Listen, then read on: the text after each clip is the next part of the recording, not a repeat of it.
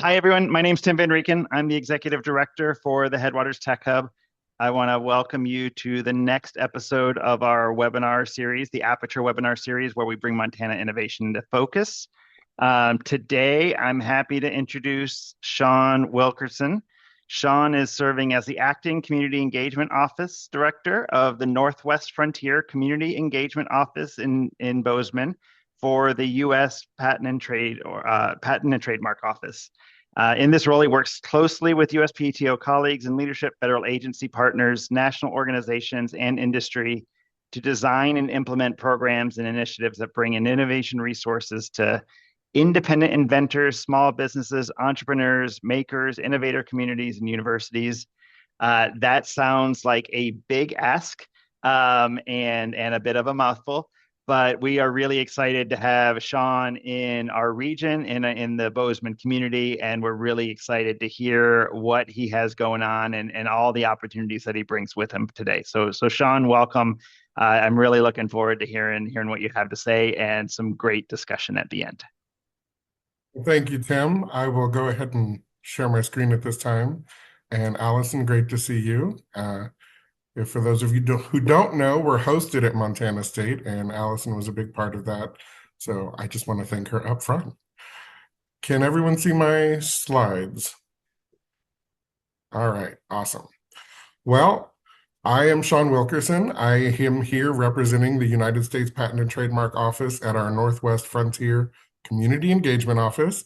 And as I said, we're located at MSU's campus here in Bozeman, Montana. But we do serve 5 states, and those states include Idaho, North Dakota, South Dakota, and Wyoming, as well as Montana.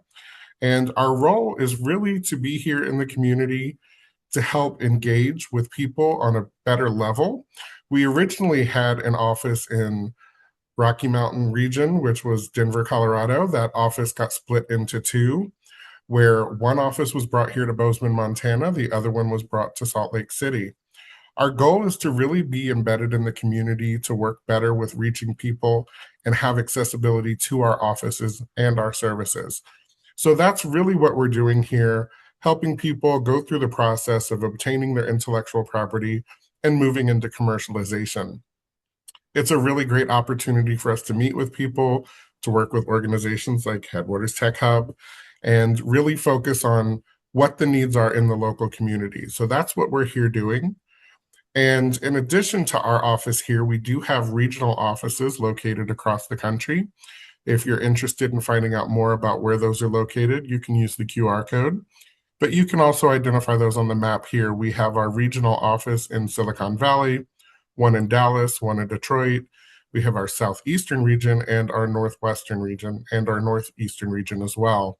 Then with our community engagement offices, we do have one more in New Hampshire.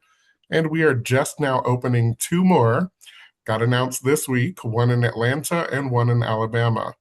So we are looking at some growth for the community engagement offices as this model is working really well, and it's helping us to engage with people. So what is it we do? We really help people identify their intellectual property needs. And how do you know if you have intellectual property? So the types of intellectual property we focus on are, of course, the different types of patents, being a utility patent, a design patent. We also talk about copyright. We work with our copyright counterparts. Even though we talk about copyright, USPTO is not responsible for copyrights. That is done through the Library of Congress and the Copyright Office. We also talk about trade secrets and how people can have a trade secret. And we talk about trademark filing as well. So these are some of the things we cover in our conversations with people to help them identify their intellectual property and to help them get into filing. If people have questions and they're not sure, what intellectual property do I have? We have a tool for that. This is a quick 6-question survey. You fill it out and it relates directly to your conversation that you input the information and it's customized to your feedback. So when you put in that information, it will come back and tell you what type of intellectual property you may want to consider and how you can begin the process in obtaining that intellectual property. This is a really good tool for somebody who's just getting started. Our trademarks team likes to say, not everybody needs a patent, but everybody needs a trademark. So they will emphasize the importance of researching and learning more. But if you have an opportunity, go ahead and use that QR code, or we can share these slides with you later, and you can take that 6-question survey. It's really quick and it's really informative. So some of the resources we offer here are really the important steps that somebody needs to take in going through the process for obtaining their intellectual property. And when people come to us, they often say, hey, I have this great idea. And the first question I have for them is, okay, did you research it? And 8 out of 10 times, no, it's my idea. I just came up with it. Well, let's see if it exists somewhere, something similar. And 9 out of 10 times, yes, it exists, but we talk about the importance of unique and non-obvious. But the important part of the search is something that everybody needs to do. Even if you have the idea, you want to make sure that if you're trying to improve something that exists, what is out there? What are you improving on? And has it been documented before? So we have a resource here, and there's one here in Butte, Montana, which is our Patent and Trademark Resource Center. These centers are located usually at state libraries or university libraries. There are 101 libraries now that have access to this information, where there's a librarian who can help you learn the process. They talk about the search function, they talk about how to identify the search. Now, they won't do the search for you, but they will guide you through the process of understanding the patent search and how the process works and how you can identify the tools you need to actually search further into the system. It's the same information we use at our office, so you're actually logging into the same prior art and prior claims that are available to our examiners. Same with trademarks, they do the same thing. So they can explain the application process, they can demonstrate the search, and they can assist to do historical searches.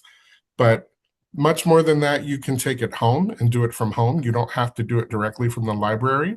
So it's an opportunity for you to learn the process and utilize those free services and tools. We like to make sure that people ask questions. These service centers and our Pro Se unit are opportunities for you to actually talk with an individual and get feedback live. So though when you go to a PTRC, our Patent Trademark Resource Center, or work with our Pro Se unit or myself, we can't provide you with legal advice. We can't tell you if it is patentable or if you have a trademark. That becomes part of the application process. So in order for anyone to find out, you would have to file, but we do help with that. With our Pro Se Assistance Center, what they really focus on is helping the individual understand the process. So when you're filing for a patent, you're going to draft a claim, you're going to provide your prior artwork. You may have questions about that. Our Pro Se Assistance Center is there. This is at no cost to you as an individual, and it is a free service that you can call, email, and they will set up a time with you to go over your information. So if you're drafting a claim and you're not sure, what is it I want to state in this claim? You can ask them to help you narrow and redefine what that claim is going to say, so that when it does come time for examination, an examiner can view it more clearly and in a way that's understood, because it was assisted by somebody who was an examiner in helping you develop that claim. So it's a really good opportunity for you to get a free overview and have somebody look at your information to make sure it's drafted correctly. In addition to that, they can help you identify what prior art or you're going to be looking for and what you're putting in your claim so that your artwork does actually match what you are claiming. So it is a free service, it is a free resource, and you can call at any time, you can email them, and they will set up appointments with you. We used to do these as one-on-one walk-in appointments, but now they do them virtually. I think the longest one I've seen was 6 hours long. So they are willing to work with you, and if you need to reschedule for a second appointment, they are willing to do that as well. We also like to have them talk to you about a provisional application. A lot of people talk about the types of patents, but a provisional application isn't actually a patent, it is a placeholder. So when you work with our Pro Se unit, we do like for people to talk to them about the provisional application. When I say it's a placeholder, it actually allows you to create your draft and put your claim together with your artwork, but you can leave it in a way that allows you time to refine and prioritize what your claim is going to be. It gives you 1 year from the date of filing before you have to file for your utility or design patent. And why that's important, because for a small business, when you're looking at a provisional application, it's allowing you the opportunity to talk about your innovation with potential investors and with other people who may have some investment opportunity for you in addition to ideas that could help improve your product. But what we find a lot of the time is when people are talking about their innovation, their concern is somebody going to take my idea? How do I protect my innovation? What is the possibility of, going beyond an NDA? So we talk about the provisional application as a way to enhance that, because the provisional application, like I said, it is a placeholder, but you are first in line. So if somebody comes behind you and they want to share that great idea with our office, thinking it's their idea, they don't get that right, because you've already put in a placeholder, drafting out that claim and listing out what you're going to be claiming for your patent. So we do like to make sure people understand about the opportunity of getting a provisional application as extra protection. In addition to that, we have our Inventor Assistance Center. Now, they are a 1-800 number you can call. If you're not working with an attorney and you have questions, this is a great free resource. Because if you call an attorney and you start working with them, you're looking at their charges per hour. And if it's a 15-minute question, you're getting billed for that 15 minutes. So this is a great way to save money for small businesses, at-home inventors, or individuals who have limited resources. This is a great free service. You can log in, call them. There is an email address as well, but they will reach out to you and answer your basic questions, as well as our Pro Se Center. But they're pretty quick. You can call them anytime, East Coast hours, 9 to 6. And of course, they will answer all your basic questions. And if they can't, they will direct you probably back to the Pro Se Center or find somebody who can assist you. In addition to the trademark side having their own assistance center, they do the same thing. If you have questions related to trademark processes and filing, they will help you through that. One of the great things about the Trademark Assistance Center is it goes great with our online programming, which teaches you how to file for your trademark. I did meet with some of our inventors who are in the startup area over at EngineWorks recently. And after meeting with them, 2 hours later, they emailed me and said, I filed. Everything went great. So it is easy to do. It doesn't take long. You don't need an attorney to file. And it's a great opportunity for you to walk through the process and protect yourself quickly. Mark had a question. What happens if someone files a provisional patent and does not proceed? Okay, so does not proceed with filing the utility patent? That is a great question. And generally, the application for the provisional is not published, so it would not be released to the general public. And if they are not moving forward with that provisional patent, then the next person in line could go through for the examination. All right. So for individual inventors, there are a lot of resources available on USPTO.gov. And one of those is getting help with the IP process. This page lists a lot of information available to you. So if you're just getting started, there's an area for you. If you have already filed, there's an area for you to search as well. And then ways to protect yourself. A lot of the things that we have to inform people about are the enforcement of patents. We get a lot of people thinking, I have my patent, I'm protected. But the value of your patent is great. It does allow you to exclude others from producing or creating your product, but the enforcement of your patent falls on the individual.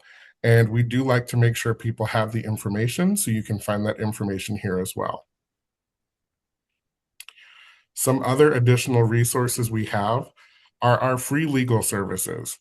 So we do have a patent pro bono program. We work with different regional offices. These regional offices help to match individuals who meet a certain income threshold to get free support through the patent process. Now, while you may qualify for the patent pro bono program, that does not mean you don't have fees to pay. An individual still has to pay for their own patent fees, So this is just covering the legal fees to walk people through the process. In some areas, we may not have free legal or pro bono programs, but we do have law school clinic certification programs. And these are also great programs. It's an opportunity for an individual to be matched with a law school. And the way it works is there is a supervisory IP attorney who works with the law school, teaching the students who are taking IP law and giving them an opportunity to work on an actual case while they're supervised by a certified IP lawyer. And they walk them through the process while you get free support and free services from the law school. It may take a little longer, but it does give you that option if you qualify. So if you can't find a pro bono program through our website, you may be able to find a law school clinic to assist. When you qualify for the pro bono program, you may qualify for what we call micro entity status. I think this is probably one of the greatest things we offer to a small business or an individual at-home inventor. If you qualify, again, at a certain income threshold, you can receive up to 80% off the cost of your patent. So if you qualify for pro bono and micro entity status, you are saving a lot of money going through the patent process. So this is a really good opportunity for an individual who meets the certain income threshold. And I want to say currently, I just looked it up the other day, it should be around 260,000 is the income threshold. And it actually may be lower, but I have to check. We did just readjust those numbers, but it is a realistic number for an individual inventor at home, and it's a really good opportunity for them to save cost and money on their patent. One of the other things we have, which are really helpful for people, is our IP toolkits. There are 3 different IP toolkits, one related to patents, one related to trademarks, and one related to copyright. These toolkits help explain the process, they help explain information related to filing, and they also explain what happens after you file. So if you have an opportunity, you can check out our toolkits, but these are really great pamphlets that you can print out, and they're really resourceful. Was there a question? Okay. All right. Some of the other free services we offer are our Trademarks Basics Bootcamp. These are a series of programs that help you understand the process of going through the IP system to obtain your trademark. They also help answer questions related to filing. And if you attend these programs, you can ask questions related to your specific issue around trademark information. So these are online, they're free, and they're listed on our events page, which we'll cover in a bit. But if you're interested in our Trademark Bootcamp, you can attend that for free as well. In addition to that, we do have the Path to a Patent, which is the patent series, which is also free and available online. It again covers everything from the start process to the end of obtaining your intellectual property. And if you're interested in any of those, you can get all of those courses and more located on our events page, where information is available to assist people in different areas of intellectual property. So you may be looking at something related to examination, the search, or you may just have interest in policy. You can find that programming available on our events page. And with that, I will say thank you and move it over to our website, because I do want to share information about our new webpage.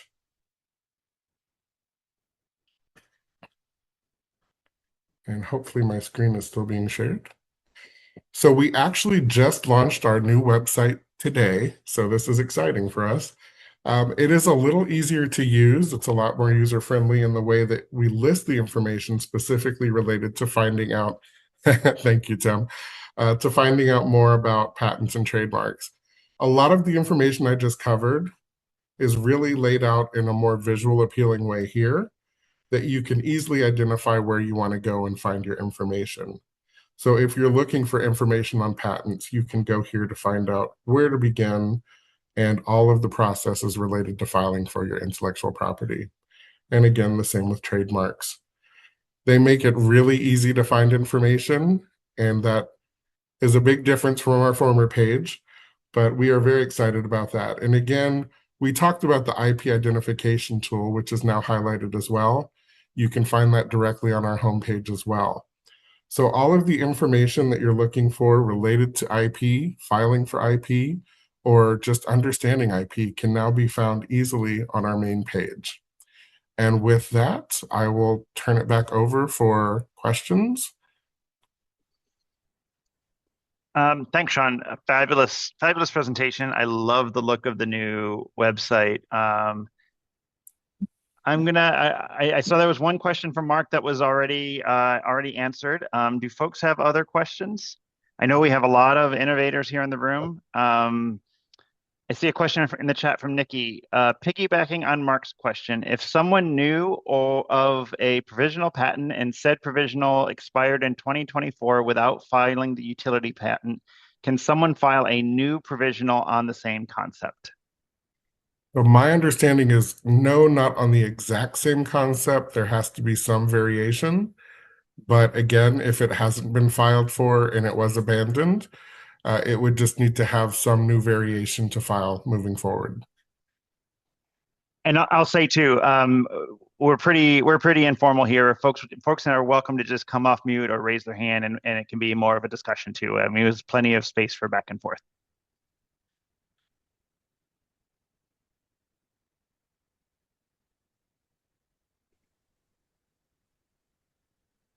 Well, I just feel really fortunate, Sean, to have you on campus here. And I mean, what a great resource. Lots of tools. We're gonna make good use of you. So thank you. You have so far. Thank you. I will share, since we have been here, we arrived in Bozeman on March 1st. And in that time, we have met with over 120 stakeholders in the 5-state area, which is quite aggressive, but it has been very productive. We have educated over 1,800 people in the 5-state region. And we have had, since I've been at the office on campus, we've had 13 people walk in to get one-on-one support. The innovation in this area, I will tell you, is phenomenal. And when I first came to Bozeman, I asked my boss, why Bozeman? And now I'm like, why don't we do more in Bozeman? So there is so much going on, not just in the state, but in the 5-state region, that is really showcasing how the region works as a whole. Everything from agricultural to medical technology and wearable devices. You have such a range of diversity. And I will say I am so excited to be a part of that. So it has been very fun for me. I hate to say I love my job, but I do. I love my job. And the people I get to work with and assist are amazing. And some of the innovation coming through in this area is just mind-blowing, especially when it comes to the optics and photonics and the quantum core. I have learned so much that I thought this place should be encased in concrete and protected at all costs. So there is so much going on here, but I am loving my job. I will say that much. That's excellent to hear. And just for everyone else's information, so Sean's in the third proposed office that we have had him in so far. So thanks for your endurance as we really struggle with space issues here on campus.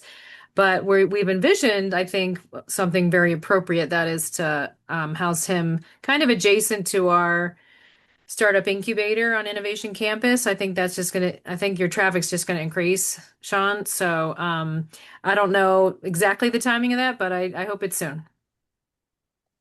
Well, whenever it is, I'll be grateful. But until then, we are getting so much business from everybody in the ecosystem. And That's fabulous. I think our next trip after, so we'll be in September at the summit. If you want to talk about that, Tim, you can highlight that a little bit. Yeah, absolutely. I think folks know the this year's Headwaters Tech Hub Summit is in Missoula from September 9th to 11th. Sean is going to lead a panel there, pending final approval from the agency. But Sean, we're planning on Sean building out a panel there on innovation topics, intellectual property topics. And it's a great, full, rich discussion that we're looking forward to. And Courtney, always on top of it, just drop the link in the chat for you. Sean, Do you have any sort of a one pager or some kind of an infographic that you could share? I would just like to share this with my team. I think it's fantastic. And how long have you been open? We opened on March 1st, March so it 1st. has been, we are going on 5 months now. I just think it would be really cool to see, even, monthly, 5 months, whatever you have would be amazing. Absolutely. Thank And you. I will get your email information from Courtney. Yeah, that's fine. Or I can drop it, whatever. Awesome. That would be great. And we do, so we'll get you a one pager, and we also have a link that will take you to our page talking about how to set up appointments. And that'll provide information to individuals as well. If you want to share that, we are happy to get that information out there. I think our latest conversation today, we reached out to the Apex Group in Billings for the Native American Development Corporation. Mhm. So really quick response today, but we are looking at expanding into other areas. I know that Kalispell is also on my list of places to go in Montana. They have two groups that are asking us to come out. So the Flathead Valley, am I getting that right? Flathead Valley Community Community college? College? Yes. Yep. So they have made a request for August as well. So we are working on a program to get out there and educate them as well.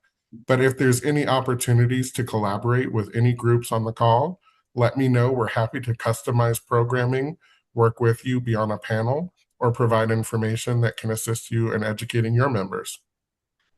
I would love to connect with you, Sean, after. So, Courtney, maybe you could help connect us. That would be great. Thank you. Absolutely. Thank you. Sean, a question for you, and maybe for some of the innovators that I know I see on the call here. For new inventors that are maybe going through it the first time, I mean, I guess one question that I feel like you've already answered is just kind of when is the right point to engage with USPTO in that process? But I mean, maybe bigger picture, where do you see people getting stuck most often and get to a point where they really ought to be talking to you, but maybe don't know to be talking to you quite yet? And we get that a lot, actually. Um, I would say, to answer the first part of your question, we like to tell people when you feel like you're about 6 months out from wanting to file, look at a provisional application. Get started with that provisional application, because that's going to give you the freedom to continue for another year under that protection of it holding that date for you. So we like to encourage people when we say, hey, where do you think you are in the process? Do you think you're a month away, 3 months away, 4 months away? If you feel like you're 6 months away, that's a good time, because that's going to give you that 6 months to actually put the claim together, and then another 6 months to actually refine the claim if you do that provisional application. So it's a little bit of protection. What we find often that people get confused about is when to go work with an attorney. Um, a lot of people don't know there are free services to help to answer questions, and people tell us all the time the expense of the attorney is so high, and I just have basic questions. So we like to say, even if you're just contemplating your idea, come to us.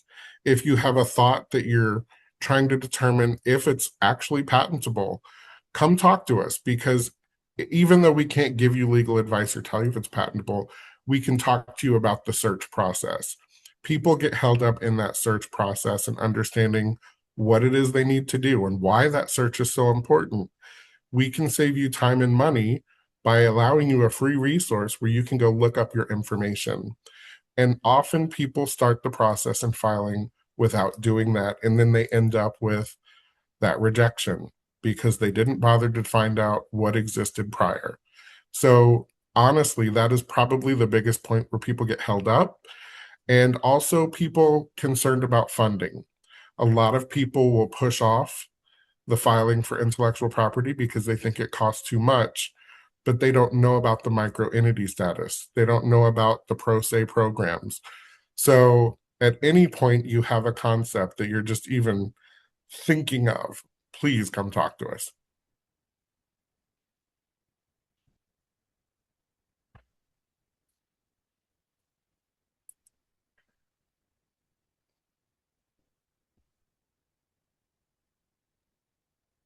So I'm curious, Sean, if you can help us understand where or how the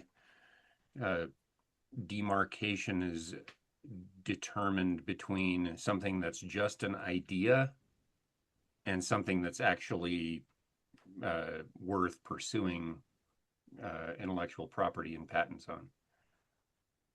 So, are you a university employee by chance? Me? Yeah. Okay. Just want to ask because I want to give a plug to our tech transfer office. If you're on the university campus, if you're a university faculty member or a student working with a university faculty member, you can go to the tech transfer office there. I do want to put out a plug for them because what they will do is help you understand what intellectual property may exist around your idea. Same thing with our office. We can't give you that much advice the way the tech transfer office does. But if you utilize that tool online and you look at the concept being put into that format, it will tell you if you have an intellectual property need. Now, we will also talk to you about the types of patents because a lot of people are working on software, they're working on algorithms, they're working on app development, and we'll talk to you about the opportunities for where patents may apply, where trade secret may apply, what information may be relevant related to copyright. But we can help you identify, not really going to say if you have a patent, but we can help you identify if you want to pursue a patent. Okay.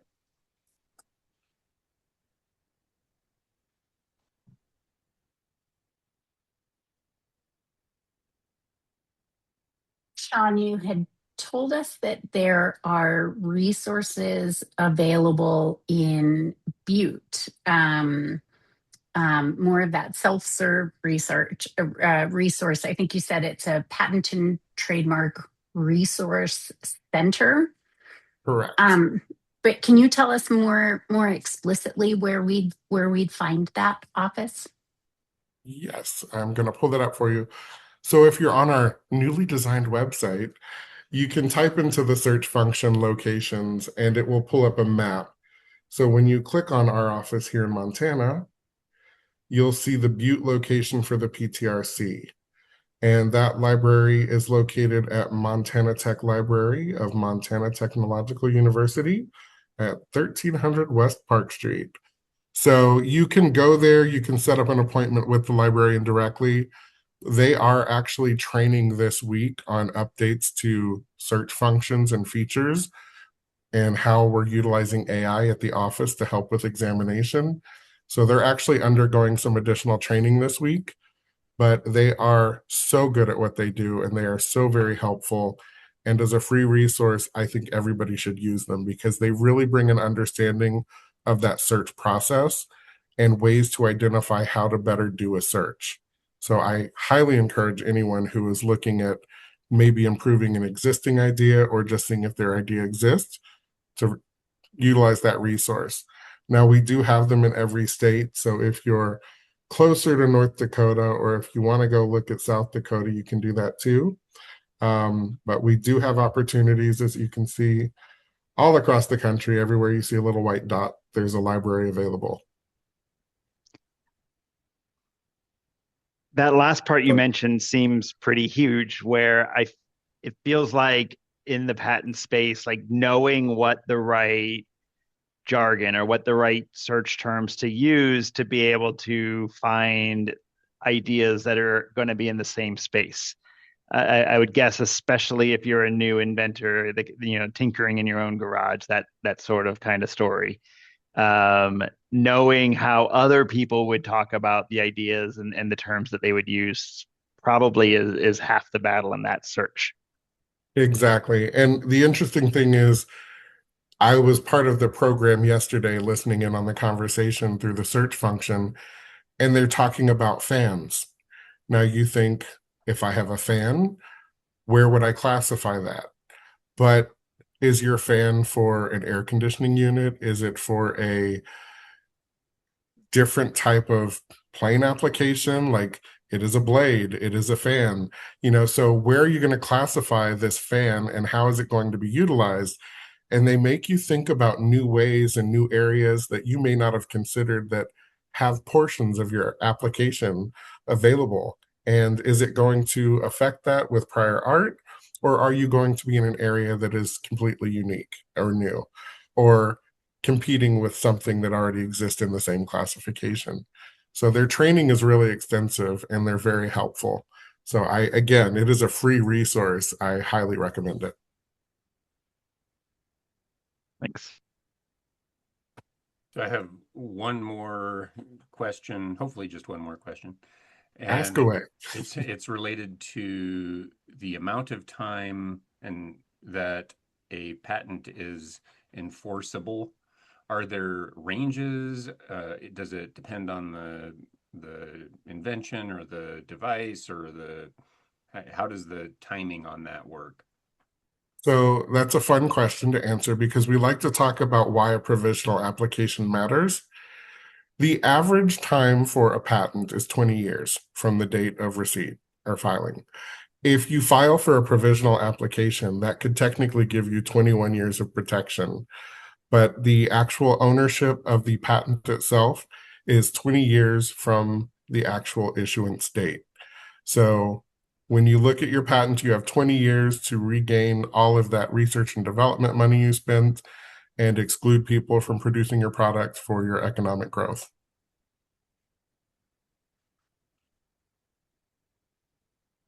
And I will share some of the big questions we get, just in case nobody's thinking of them, is how long does it take to get a patent? That's probably one of the larger questions we get. And we have cleared some of our backlog. Right now, we are looking at about 18 months for your first response. So it can take up to 2 years or more to get your patent, depending on how advanced it is. But the general process right now, you get your first notification of receipt and response at 18 months. So it is quite a lengthy process, but it is worth it in the end once you receive it.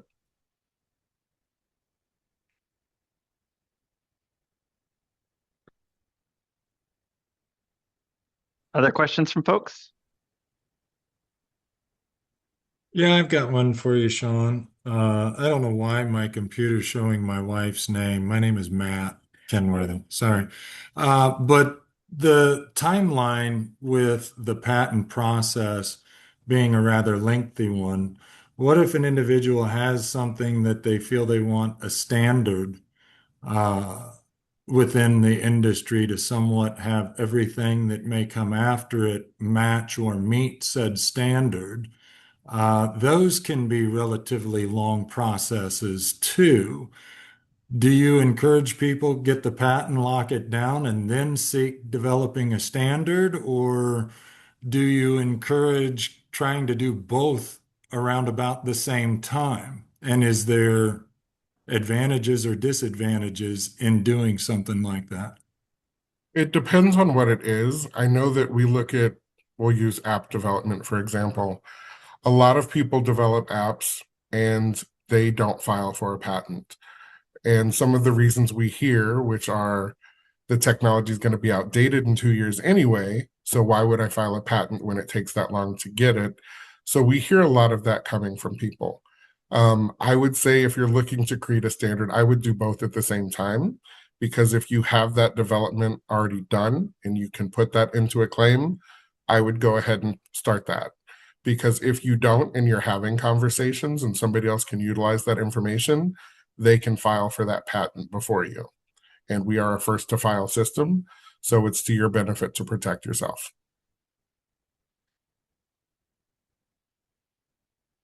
And Nikki's a perfectly fine name for a boy.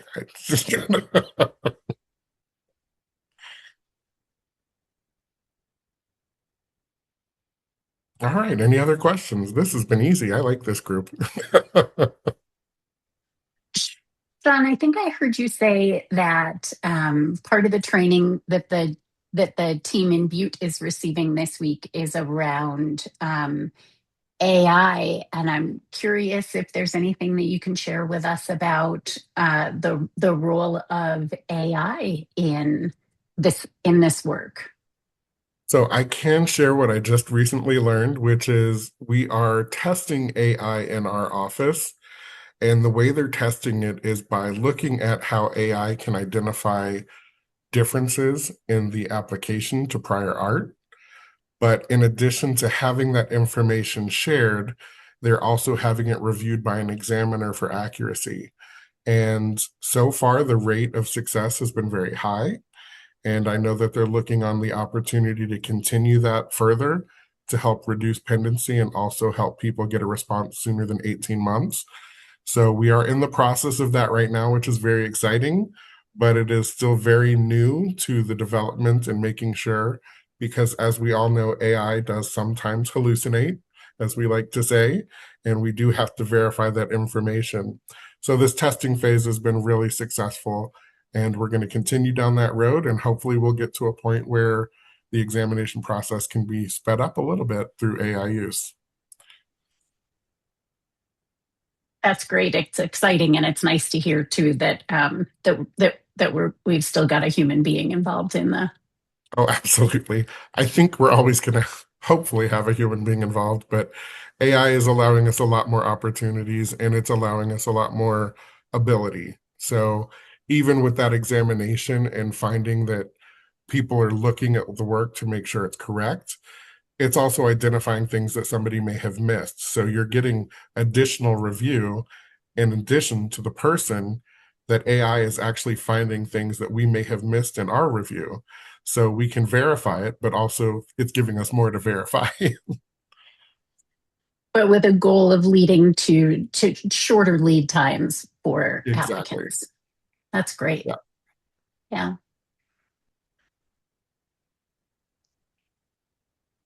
Last call for questions, folks. All right. Well, Sean, fabulous conversation. Really exciting work that you're doing. I love the new website. So thank you for joining us today. Thanks for being here, and a great audience too. I want to give a shout out. I see a lot of folks from Out Billings Way, and so I really appreciate you all coming and joining, and you're welcome anytime. We do put all of these up on our YouTube channel, and so we'll drop the link for that in the chat. I do want to let people know, so there is no webinar in August. We're taking a break for August because lots of people are on vacation. Our September webinar will be John Jacari. He's a innovation consultant based up in the Flathead. That webinar is going to be titled The Execution Gap: Why Deep Tech Startups Struggle to Achieve Technical Objectives.